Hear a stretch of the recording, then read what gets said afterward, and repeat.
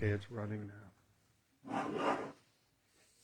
This time I'm going to not stand on the edge. I can't when I stand on it. Okay, I'm ready. Woo-hoo. Is it good?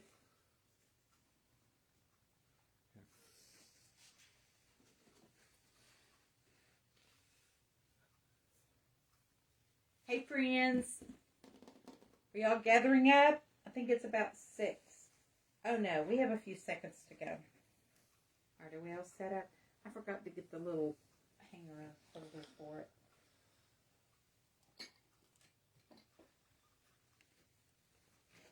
Thank you, honey. Hi, Nita Brown. Hi, y'all. Who else is here? Nita says, "Yay, I'm here." I'm glad you're here. Who else is here? Betty's here and Catherine's here. Woohoo! I'm so happy y'all are here. Yay. Okay, so I can see the clock from my position tonight, and it says it's 6 o'clock. And I like to get going as soon as it hits the time. So welcome, welcome, welcome. We're glad you're here at Marvelous Monday. I hope you've had a marvelous Monday. We had a very interesting and busy day, and it's rainy here, so it was a good day. So I hope it's been a good day for you. Hey, I know, and I'll mention this again at the end, know that I've prayed for you today. Blessings and well-being on you and yours. So, hey, Ann, hey, Pat, so glad y'all are here. So I have prayed for you, and something weird happened to me today. But weirdness is always happening in my world. Ask Nita or Ann or anybody. It just happens. When I was praying for y'all, I was asking the Lord, is there anything I need to say in particular, to help someone? And he said that someone would be watching either tonight or in the reruns or whatever that is worried about someone they know and love by the name of Kay. Something about she's being tested for breast cancer. If that's you, I have a message for you about her, so message me later. Don't do it in the comments, just private message me, and I'll give you what the Lord said to share with you. It's very encouraging. So, hey Noelle, glad you're here. So if anybody knows of someone who's ill named Kay, let me know, and I'll pass the word on. So I'm going to tell you a quick story about the quilt behind me. I have a girlfriend, I have 2 girlfriends that we worked together for years and years and years and years. And I believe it was in the spring, wow, time flies, doesn't it? It was in the spring of 18, and it could have been 19, but I kind of think it was 18. And we, one of the girlfriends lives here, and the other one did, but she moved home to Atlanta. And we met in Jackson, Mississippi for a weekend. And I hadn't made them a quilt in a long time, so I decided to make them a quilt. And this is what I made. This little quilt. It is, this is just a plain, this is a solid navy blue. There is no pattern. It's not grunge. It's just a solid navy blue. And all of these fabrics were leftovers, and this was the fabric that I was so in love with. And you probably can't see it, but it's a navy blue, and it has a kind of a coral pink and a little bit of green and some whites, and it was part of a line that then had this one in it. And I was so in love with this line that I decided to make 3 quilts exactly the same. One for Carol Sue, one for Desiree, and then one for myself. And I'm not good at repeating myself. Meaning, I don't like to do repetition. So, and I get overwhelmed. So I had to do them one at a time. So it took me a while, but I got it done. So everybody got one, and mine was made last. I will promise you that. But I'm going to show you how to make this tonight, and you're going to be so amazed at how quick it is. I don't have a name for it except 3 girlfriends.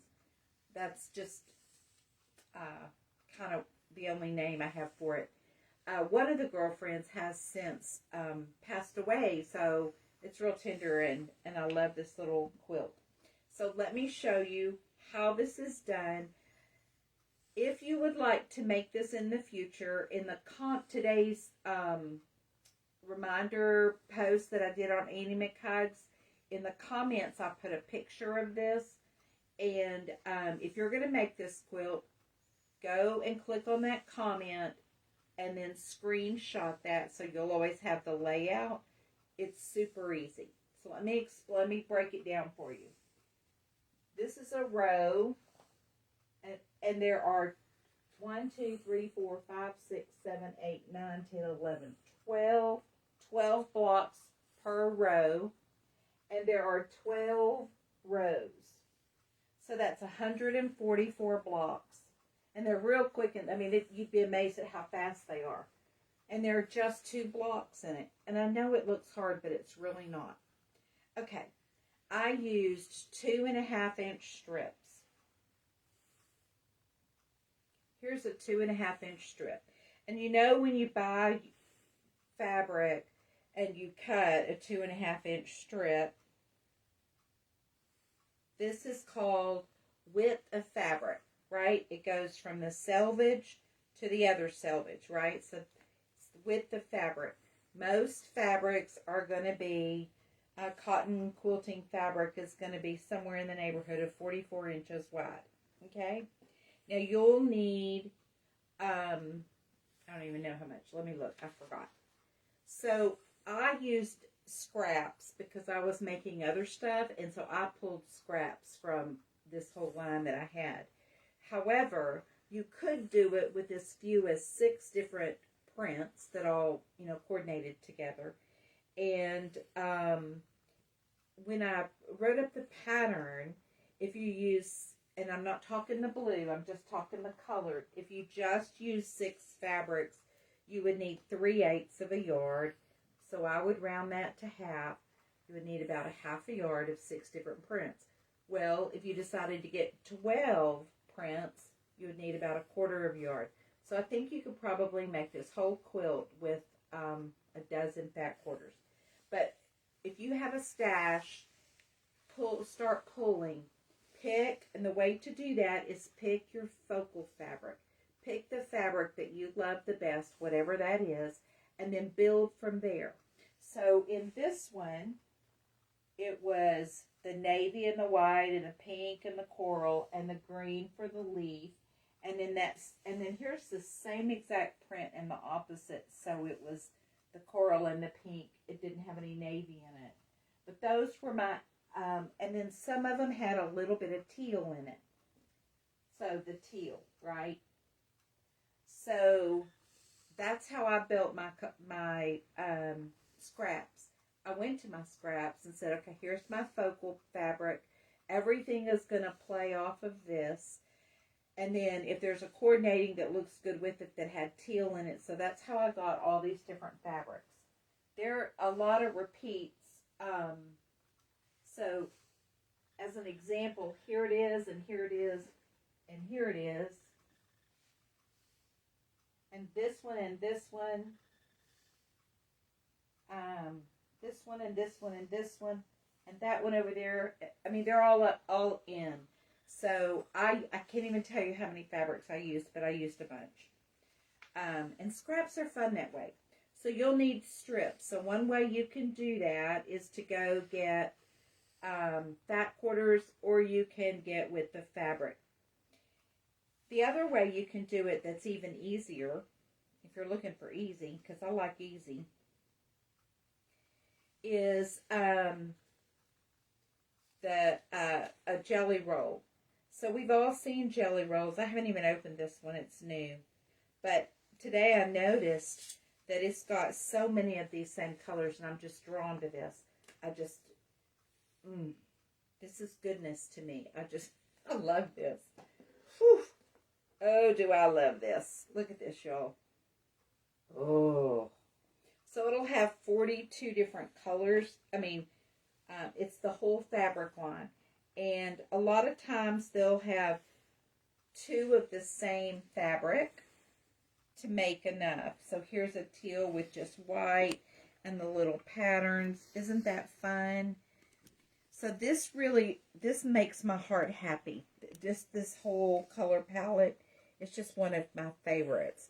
And so if you're wanting to make this quilt, a jelly roll runs, oh, I don't even know. What do they run? You can get them on sale for $30. But it should be for about 42 different, look at this. Oh, that just sends my little heart into happiness. This is what I did when I made this quilt. I used some leftover jelly roll strips that I had from another project, and then went and then filled in with my stash. So for example, if I was going to use this jelly roll, and I didn't have quite enough, or it was leftovers from this jelly roll, I can throw in other fabrics. Look how cute, right? So I can throw in other things. That maybe not, but you get it, the whole idea, right? You can throw in coordinating fabrics. Okay, so you'll need 2-inch, and I have no idea what I'm going to do with this, but when I saw it, I'm telling y'all, this just makes look how sweet that is. Isn't that cute? I'll think of something. I always do.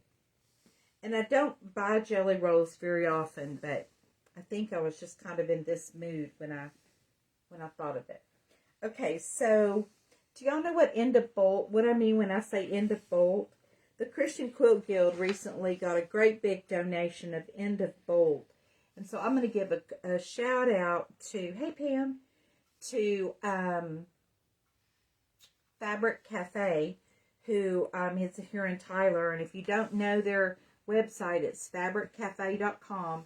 And Donna Robertson's the owner, and she writes patterns and sells coordinated fabrics for 3-yard quilts. And what she does is she makes a pattern that takes 3 1-yard cuts, and all of her patterns are three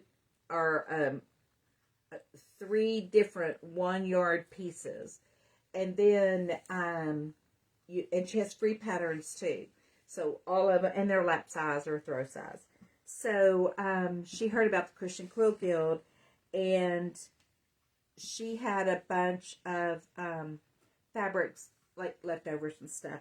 So they asked me if I would be interested in that, and of course I was.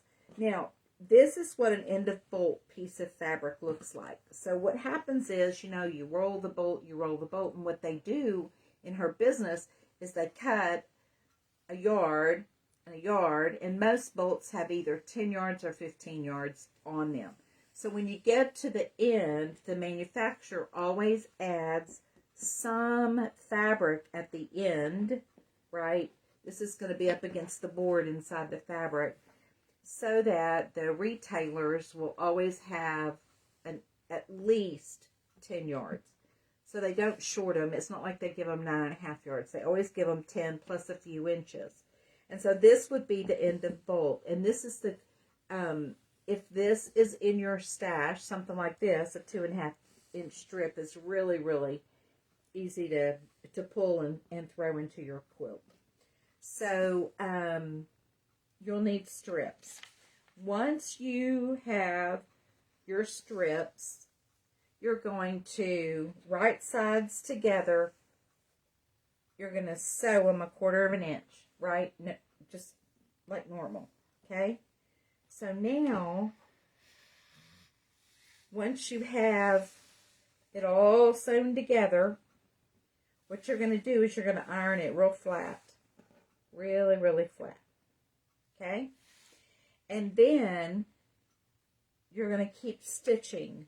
You're going to stitch a bunch of 2 strips together, just over and over and over again. And here's another one. Okay? just like this. Once you have a bunch of them, because this block, let me tell you what you're going to do with it. And look, y'all, I figured out a trick. Remember, I've been showing you the block, this thing.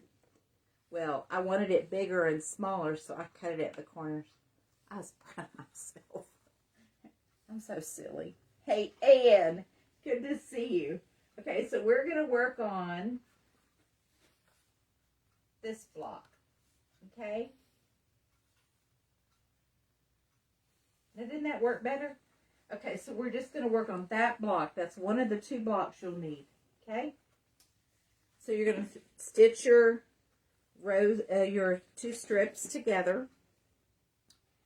You are going to lay it out.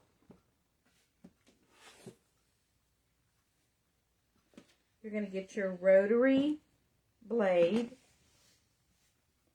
These are 2.5-inch wide strips.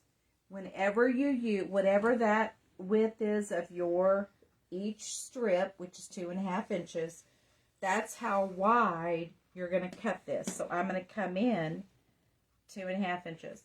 Here's another tip. This is one of those phone pop-up things that you use. If you'll put that in the middle of your ruler, it will keep your fingers away from the edges, and then you won't cut the end of your finger off.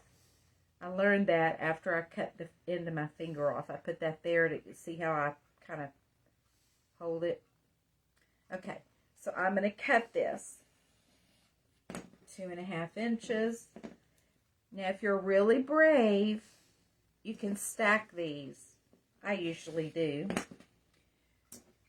Or you can do this trick.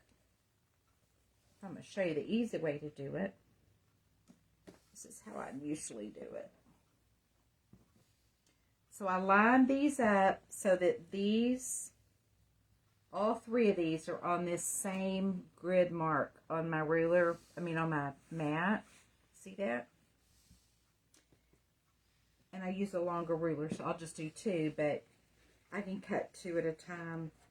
I've already thrown it away, honey. It's okay. Okay. So I can cut both of those. And what I'm going to do is I'm going to cut up all my strip sets. And here's a note for you. You are going to make this little my paper. I'm looking for my paper. You're going to make 74 of this block. Well, that means you need 148 half of these. So you're going to do strip set after strip set after strip set. Okay? Just for the numbers. Okay, once you have your strip sets all cut up, see how I've done this for you? I've got them cut. You are going to take 2 that are, well, even if you took 2 that are the same, you could do it this way. But in this one, I did it scrappy. I always iron to the dark. And here. And I called this one the dark. I'm going to use these. Okay? So this one is folded toward the green, and this one is folded toward the gray. I fold them over. I always have to lick my fingers. And I slide the seams. You see, this one's going this way, and this one is going that way. I'm going to nest my seams right there. Thank you. Thank you, Anne. I'm glad you like this pattern. I'm wanting to do it in a different colorway. Okay, see that? How they're nested? And I go to my machine, and I stitch 1/4 inch right along there. Well, so through the magic of preparation, here it is. I stitched it. I ironed it to one side, whichever side, really doesn't matter. And then, look, I even hit it. I nailed it. Can you tell? I nailed it right there in the center. Okay, so I need 74 of these 4-patch. Now, if you get, and the way I do this is I stitch them all together, and cut them all up, and I put them, you know, like in stacks over there, and I just randomly grab whatever's next and go to this, you know, when I'm sitting at my sewing machine. So so everything will be like, you know, like I want it. And then just stitch and stitch and stitch and stitch over and over and over again. So then I come up, when you have 2.5-inch squares and you do 4 of them. See, I think this method is way easier than laying these 4 out and then stitching these together, and then stitching the top and the bottom together. I think this is faster. I know it's faster. So now I have my blocks prepared. See that? So those 3 strip sets created 3 different looks. You see, these are here and these are here. Whoops, I should do it this way. These are here and so forth and so on. So I have 3 different blocks there. So now let me show you how to do the other block. Isn't that easy? That's so easy. Okay, so now we're going to do this block and this block and this block. And it's easier, believe it or not. Okay, we're going to go here and here. That's the block. And if you've been in one of my Quilting 101 classes, you'll know that this is a snowball. So these corners have been snowballed. So let me show you how that works. I take a 4.5-inch square of blue fabric. There's a baggie with my scraps in it. Is that it? Okay. So I found a navy blue. Thank you. I found a navy blue that was a 5-inch. So what I'm going to do is I'm going to cut it at 4.5. So it's going to be 4.5 inches across and 4.5 inches long, which is not. And what I normally do is cut 4.5 inches with the fabric, you know, and then cut it that way. All right, thank you, Dad. Okay, so here's my 4.5-inch fabric. Now I take 2 of my little squares, whichever 2 I want. I'm just telling y'all, I think this is cute. Now what I'm going to do, there's several ways you can do this, is I'm going to put it face down because right sides together. And what I want to do is stitch. I'm going to draw this so y'all can see it because I'm not going to go to my sewing machine. I'm going to pretend like this is my stitch. I'm going to stitch right there. And corner to corner, stitch right here. Now there's several ways to figure this out. You can do exactly what I just did. You can mark on your fabric, and that's very, very accurate. And then you sew along that line. The other thing that you can do is you can fold it and iron it. Hit it with an iron, and then you have a crease, and open it, and then you'll see that crease, and you'll just follow that. Well, I hope I could explain this. So, you know where my needle is on my sewing machine? Right here. I put blue painter's tape, a strip of it, long ways, like to the edge of my sewing machine, at that, where my needle is. And then the edge of it is a straight line straight out. And so I don't use any marks. I just keep this sewing along that straight line. I'll show you sometime in person. Maybe it'll be easier to understand. But that's how I do it. So anyway, I lay these down and I go stitch here and I stitch here. So through the magic, I know y'all think, hey Connie, you have tape on your machine too. I wish I had taken a picture or something. I don't even know how to show you. Okay, so you see how what I've done here is I've stitched it. I've already stitched it. You see that? Okay, so before I do anything else, and I'm not afraid to randomly cut a 1/4 inch across there. I give myself a 1/4 inch and cut that out. If you're nervous about doing that, don't do it. But I'm not. It's just fabric. I'm just cutting off. So then this is too small for me to save. I save a lot of things, but I do not save those. Okay, when you turn this over, let me finger press it for you. Look at that. Look, and here's one that I've already pressed. See, I cut off and then I pressed. Hey, Janet. Hey, sis. Yo, that's my sister. I'll teach her to quilt someday. Okay, do you see this? This is what comes out. Isn't that cute? Okay, so this block is this block. See it? It's the same exact thing. And this one, and this one, and this one, and this one.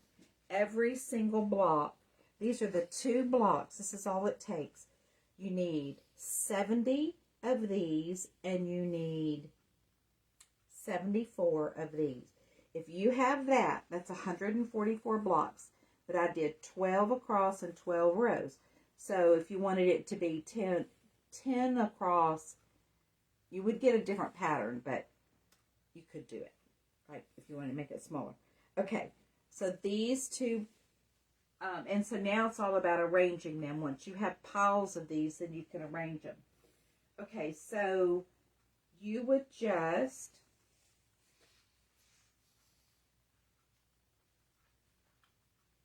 lay them out row by row, right? And I was fussy enough when I was doing it that I didn't want, 2 of the scrappy pieces that were just alike to be right by each other. So and what I'm saying is this is not what, I wouldn't leave it this way. Do you see that? I would have changed it like this. And see these? I probably would rotate those too.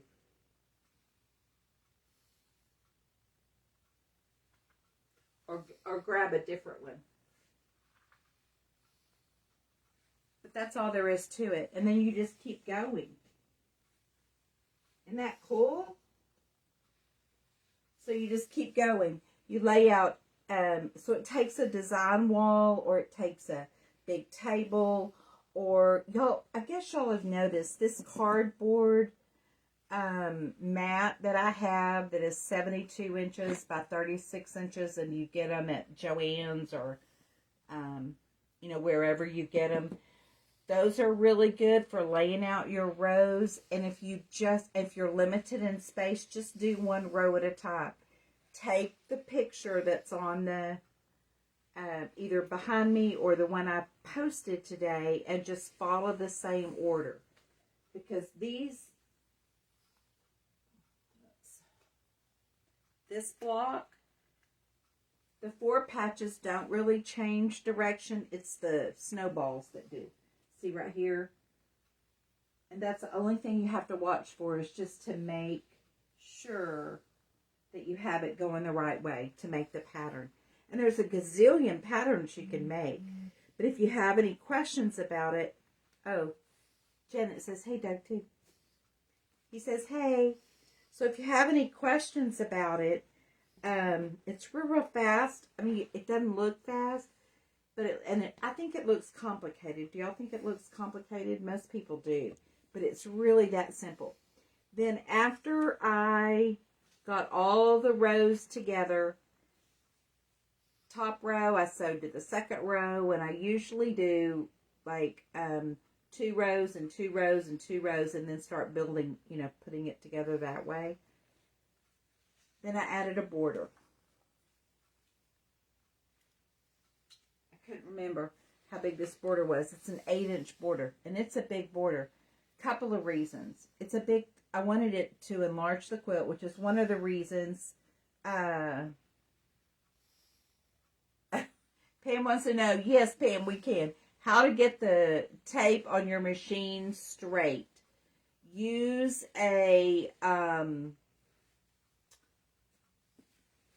use one of these. Anything that has an L shape, Pam, and lay it so that it's,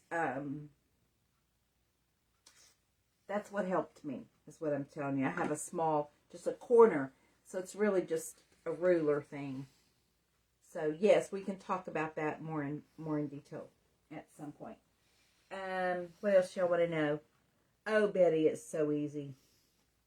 Okay, so 4-patch. So I'm going to lay this row. Whoops. I shouldn't leave the pins in, because when we try to take it down, it'll be like. So I'm going to start here. And I'm going to show you how I would lay it out if I was going to lay it out on my board. Okay? This row right here. This one. So the the snowballs would be to the top left. The next one is a 4-patch. The next one is a snowball with the snow in the top left-hand corner. So I put that one here. And then I have 2 4-patches.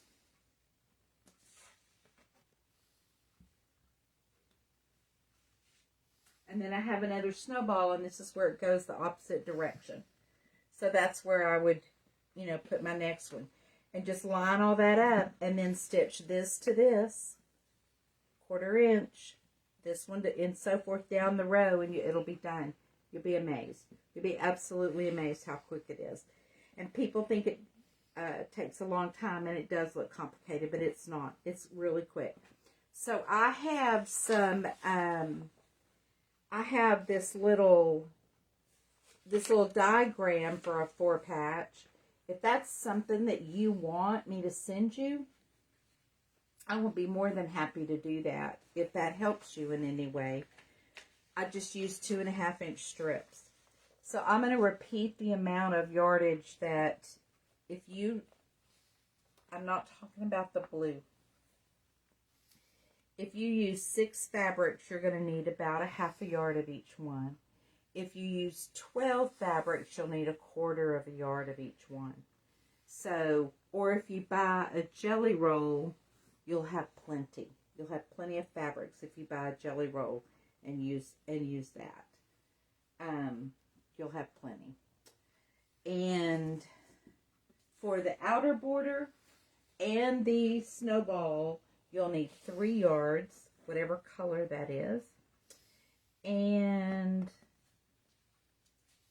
12 rows, 12 blocks per row, 74 4-patches, and 70 snowballs. That's a total of 144 blocks. So it's a square quilt. And I did not figure out, let me get my tape measure. I forgot to measure how big it is. You want to know how big it is? I'll tell you.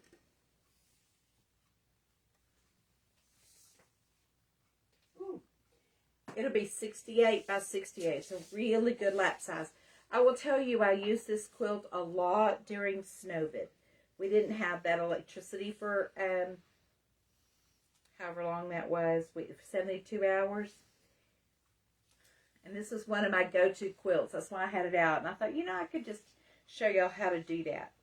Okay, anybody have any questions or want me to talk about anything else? I'm going to show you, I did quilt. So I have a really long tape measure. It's 120 inches long. And I use it in my quilting when I'm on my machine. But it's really, really handy. And then I curl it up and I put a clip on it so it's always, so it won't strangle me, because it's kind of like having a python. It's so long. And then I have a little basket over here where I keep it. Doug, can you get to that quilt right there? Nope. Or yes. Okay. He's going to get a quilt.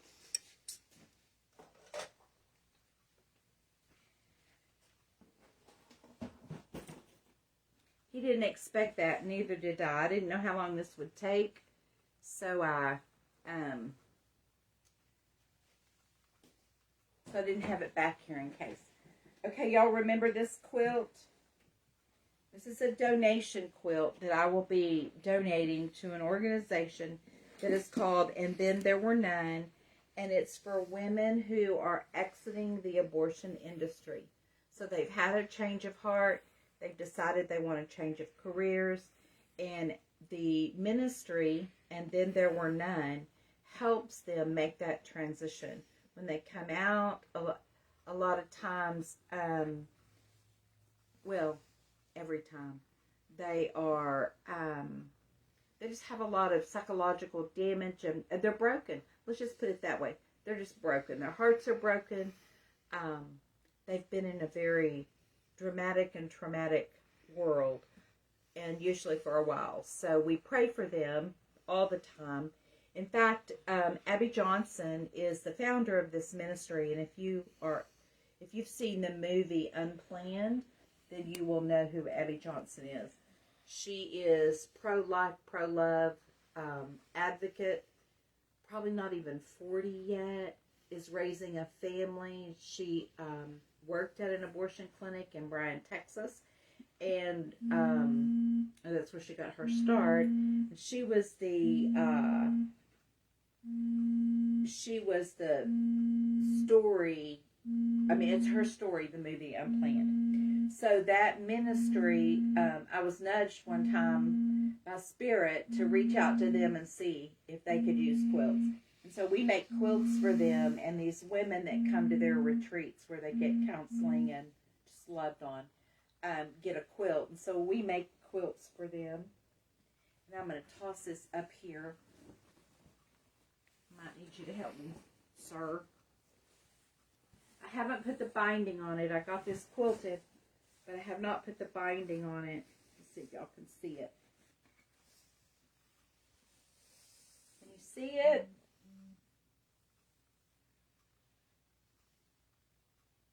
All right. Are y'all seeing it? I can't see the comments. Yes. They are? Okay, good. All right. I need to hear who all's here.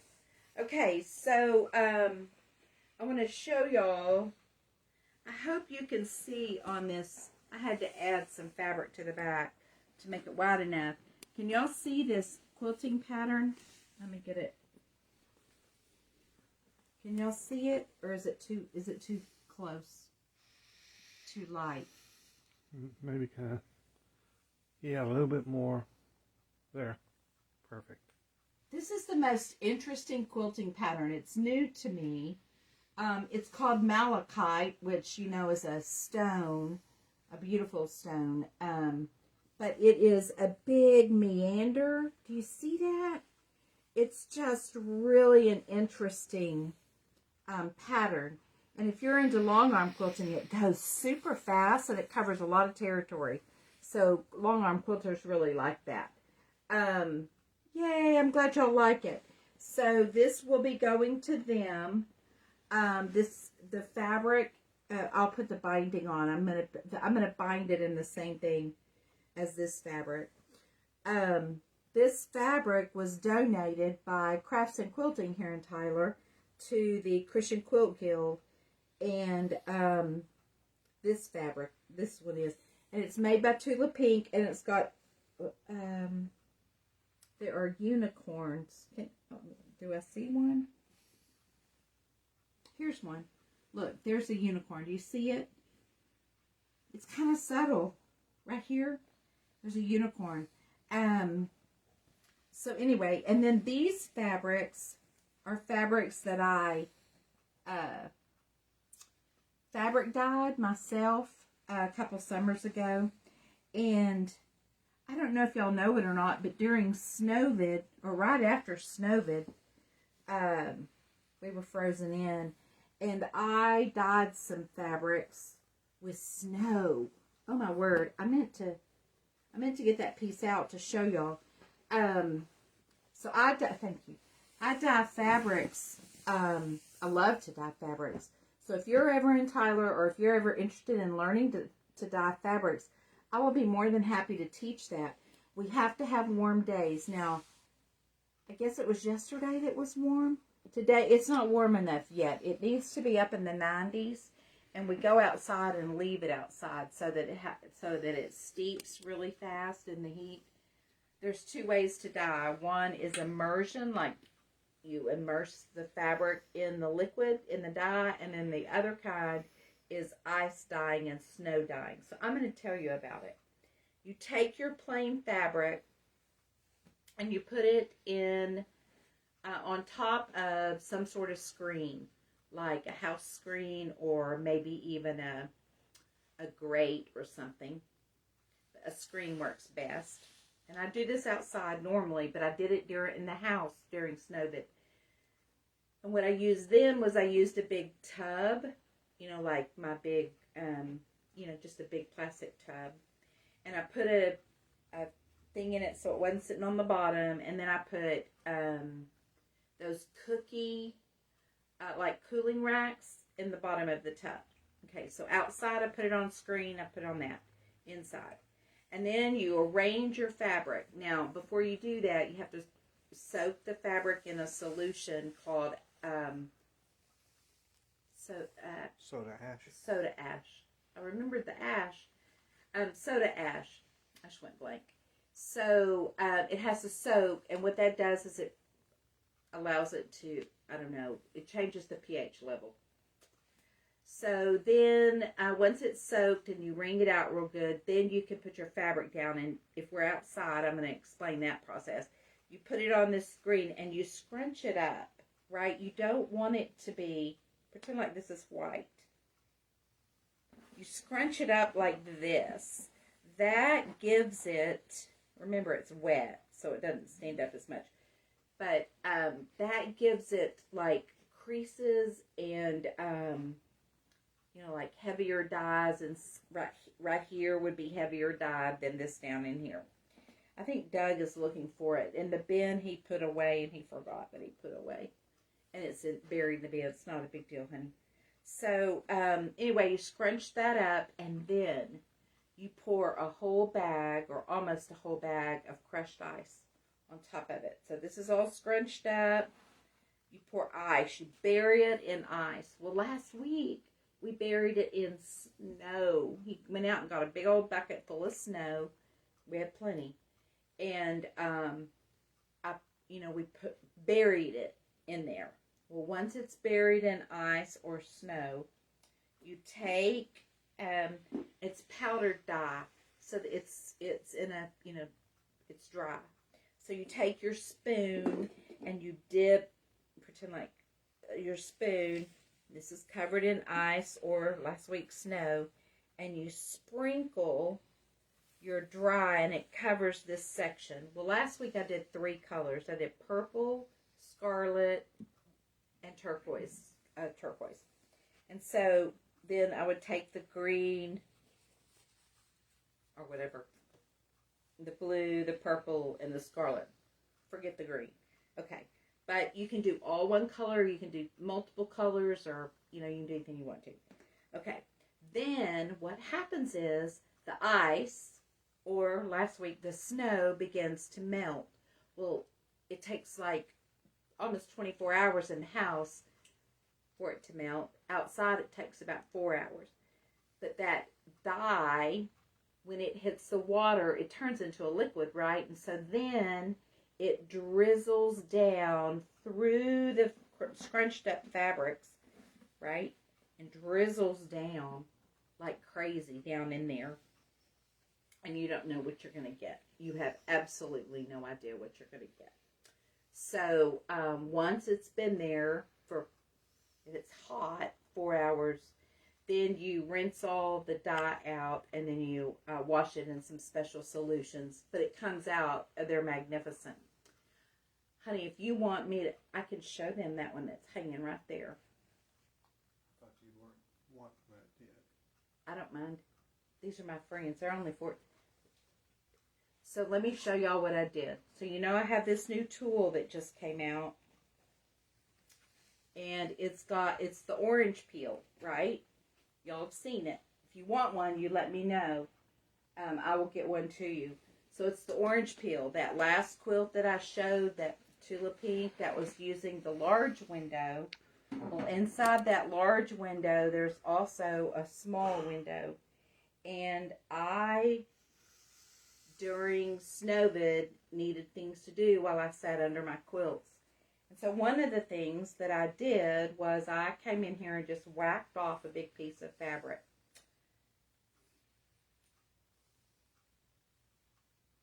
And I started cutting holes. I think I'll hang it right here. I started cutting holes in this fabric. And it's the small window in the orange peel.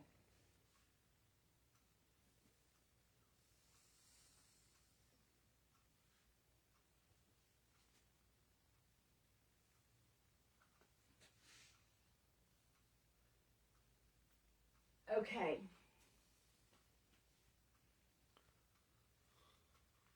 This is hand dyed. This is ice dyed. The background fabric, do you see this? This piece of fabric was ice dyed. Everybody see that? Can you see it? Somebody comment. Yeah, I can see it. Okay. Mary Lou loves it. Thank you. So Connie, this is so easy. Y'all just can't believe how easy this is. So the small tool, I worked on the back of my fabric of the gray, and I drew with a friction pen that shape, and I started in the middle, and I knew I wanted a 5-petal to start with in the center so I could go every direction. And then I just drew the next one and the next one and the next one and the next one and the next one all the way until I had all of them drawn. And then I've shown you how to make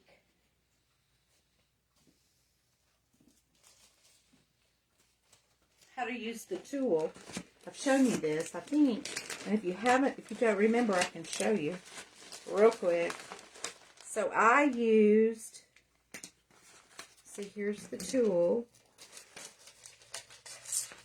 Here's the tool. Here's the big window. This is the big window, but this is the piece that goes in it, and here's the small one. So you can use either one of these tools. Let me show you what I did. If this were the gray, I just drew on fabric, right? Y'all, there was nothing to it. I just started drawing, right? I just went around. Once I had them all drawn, I cut them out. You know how to do that? This is my fold. I'm going to use this one. Can you see it? Okay. All right, so we're going to cut this one out. I go inside. I give myself a good 1/4 of an inch, if not more, like this. Right? I snip to the points.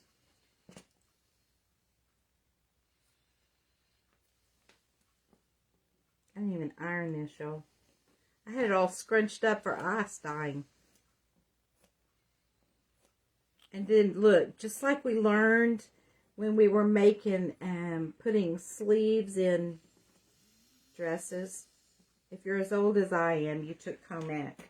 The next thing you do is you're going to glue this back. You're going to fold it back. And I've shown y'all, I just used Elmer's glue. And I didn't bring it over here tonight, so I won't do it. But you fold all this back. Is there any handy? You don't see any, do you? That's okay. Never mind. Don't worry. It is fine. Okay. So this would fold back. And I can tell you where if you're looking. Oh, hey. Thank you, Jody. I appreciate that. Thanks, Janice. Okay. So I fold these back. Once these are folded back with glue in that case right there. If you'll just hand me that case. So I have my little travel bag that my girlfriend made me because she's my friend and she knew I would never get around to making one. Okay, glue, just Elmer's glue.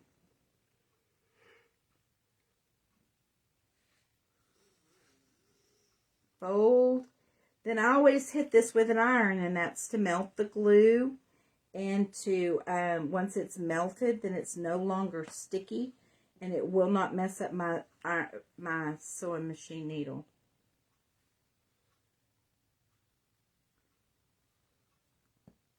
Now I'm going to show y'all this little window that this makes.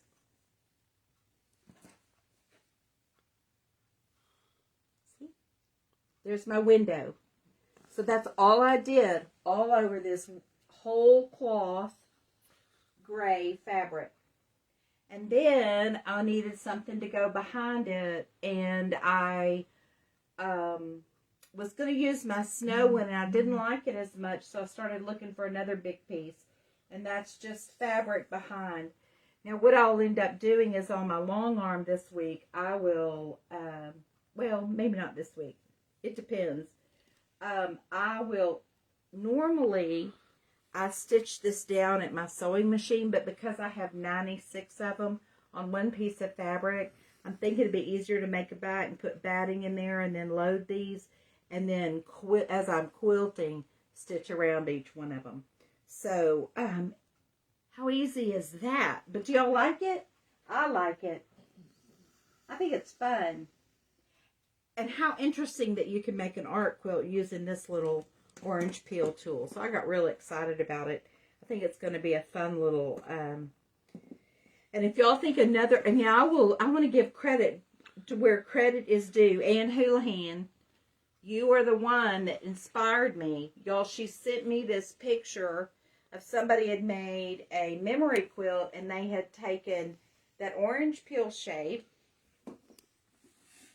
this shape right here, they had taken that and they had cut Grandpa's shirts or something and then applicate them to a quilt. So when I saw that, I've been wanting to do this for a long time. I just hadn't gotten to it. But thank you, Ann. Thank you, Ann, because you were the one that I was like, well, you know, I could just do this. You know how it is when your brain starts working. So Ann inspired me, so I appreciate that. So hopefully in the next week or so, I'll have this one quilted. And there was nothing to it. I mean, it takes a little time to draw and then cut out and then fold back. But these are not even stitched down. They're just, at this point, they're just folded back under. And I can do that with my long arm, so it'll be fine. Okay, anything else? Any other questions? A family tree where the orange peel makes the leaves. Wouldn't that be fabulous? You could do, let's see, there you go, Connie. Now Connie has an idea, and I'm like, oh, I want to do that. So, well, maybe we should have a challenge, Connie. Maybe we should both do it and see how much fun that would be. Because you could do the same idea with not quite as many leaves, and then do the trunk too. I can see it working now. Mindy. All right, everybody. Mindy thinks she might have broken her toe today. I am so sorry. We will pray that it's bruised and that it heals quickly.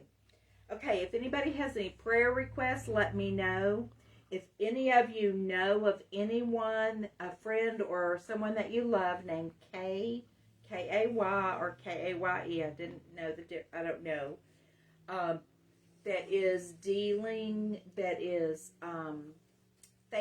thinks that she may have breast cancer.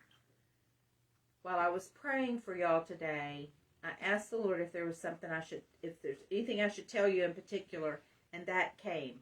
Someone named Kay, and it was like someone in the group knows of a person named Kay that is worried about having breast cancer. If you know someone in that situation, just private message me. email me or reach me Annie at anniemchugs.com is my email, and I will share with you the message that I got from the Lord. So know that you are prayed over, and I thank you for being here. I'll take this down. I hope. Oh gosh. Oh goodness. Sorry. I hope that if you make this quilt, that you will send me pictures. I would love to see it if you decide to make this quilt. It is a lot of fun, and it's a lot faster than you think, and it looks so complicated, and everybody just raves about how much work it is, and then you think, wasn't all that, but okay. We love quilts like that, right? We love the complicated ones. So y'all have a blessed week. We'll be back next week, and I will think of a better way to describe how to get the tape straight on your sewing machine. Because that is an interesting thought. How do you make sure it's straight? Because I thought the same thing when I was doing it. I wonder if this is straight, but I got it. Okay, love y'all. And if you have questions, just holler. And I hope you have a blessed week. Talk to you soon. Bye-bye.